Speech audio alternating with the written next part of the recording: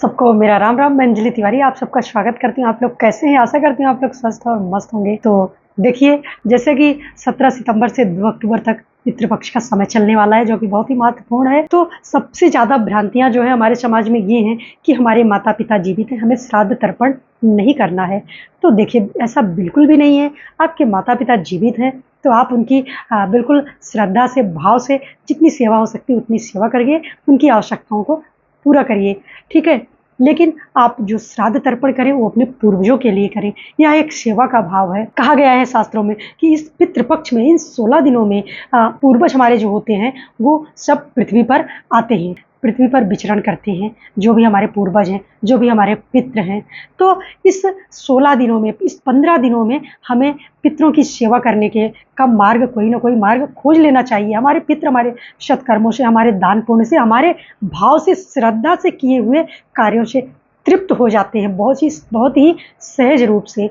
तो जो श्रद्धा से, श्राद्ध क्या है? श्रद्धा से किया गया कार्य ही श्राद्ध होता है। हम अपने पितरों के निमित्त श्रद्धा से दान पुण्य करें, उसी से वह सूक्ष्म रूप से तृप्त हो जाते हैं। छोटा सा छोटा कार्य हम श्रद्धा और भाव से करें और अपने पितरों को तृप्त करें। देखिए, बहुत सटीक चीज़ें आपको बताने जा रही हूँ मैं। अगर आप कुछ भी नहीं कर सकते हैं, आपके पास पैसा नहीं, आप कुछ भी करने में सक्षम नहीं है, तो आप लोग सुनिए, एक लोटे में सादा जल लीजिए, गंगा जल लीजिए और उसमें थोड़ा सा कुसा ले लीजिए, काला तिल डाल लीजिए, सफ़ेद पुष्प डाल लीजिए, थोड़ा सा चंदन का पाउडर डाल लीजिए और उसमें सफ़ेद पुष्प, काला तिल, गाय का दूध, कच्चा दूध होना चाहिए, गाय का होना चाहिए, इस बात का भी ध्यान रखें। जल भर करके रख लीजिए। आप अपने पूजा स्थान में बैठ के या किसी शुद्ध स्थान पर बैठ करके गीता के 7वें अध्याय का पाठ करिए अपने पितरों के निमित्त। या आपको अपने पितृ जिनके निमित्त कर रहे हैं उनका नाम ध्यान है तो उनका नाम लेकर के करिए, वरना सभी पितरों का आप ऐसा बोल दीजिए कि हमारे जो भी पितृ हों, जो भी पूर्वज हों, वो सब वासुदेव आपकी कृपा से तृप्त हो, ठीक है? ऐसा कह करके पाठ करिए। आप पाठ करने के बाद उठिए, आप उठ करके आप दक्षिण दिशा में मुख करके उस जल को पितरों के निमित्त आप अर्पण कर दीजिए। उस जल को देते वक्त जिनके निमित्त दे रहे हैं उनका नाम ले लीजिए। अगर नाम नहीं पता है तो आप ऐसा अपने मन में कह दीजिए कि हे प्रभु या हे मेरे पितृ, जिनको भी हमारे इस जल की आवश्यकता हो वो आकर के इस जल को ग्रहण करें और तृप्त होकर के हमें अपना आशीर्वाद प्रदान करें। इस तरह से कह करके दक्षिण दिशा की तरफ मुख करके आप जल दे दीजिए।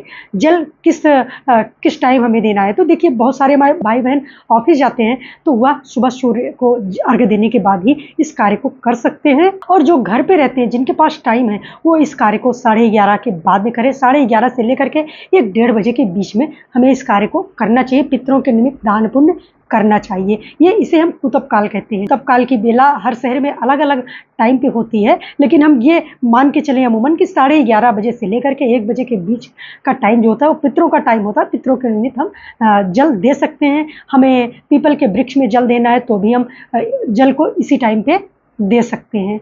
तो बस इस कार्य को करिए अपने पितरों के निमित्त और अपने पितरों को आप तृप्त करिए। देखिए, तृप्त करने के लिए हमें कोई ना कोई मार्ग अगर हम खोजना चाहेंगे तो हमें मिल जाएगा, चाहे वह दान पुण्य का मार्ग हो, चाहे वह किसी हम पूजा पाठ साधना से अपने पितरों को तृप्त करना चाहते हैं, ठीक है?